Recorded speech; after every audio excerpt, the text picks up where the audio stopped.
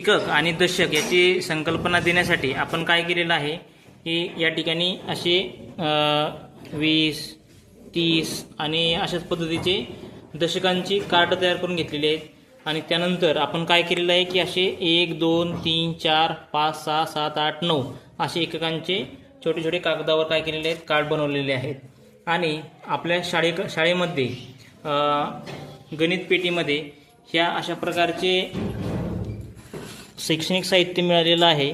आणि ह्या शैक्षणिक साहित्याचा वापर करून आपण मुलांची जी संकल्पना आहे तर ती अजून घट्ट करू शकतो. हे इकडचे जे हे सिंगल आहेत आहे का नाही, हे काय आहेत, हे एक आहे, बरोबर आहे.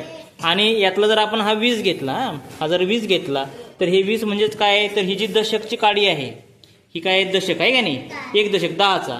तर हे 20 म्हणजे हे 20, हे 10, हे 10 आणि अजून परत एक, हे परत एक अजून, हे किती झाले आता 20, हे काय झाले 20. आणि हा एक, हा एक.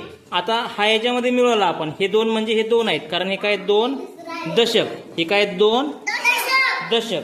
आणि हे जे आहे हा काय एक एकक. हा एकक जर आपण समजा आता हे 2 दशक आणि हा याच्यावर जर आपण ठेवला, समजा आता हा एक एकक त्याच्यामध्ये आपण मिळवला, हा एक याच्यामध्ये मिळवला, तर आता किती झाले बघा बरं, 21. किती झाले 21 झाले. किती झाले 21. आता मी चला आरो बनव वर 25 बनव, त्याची 25 बरोबर बनवले का रे 25.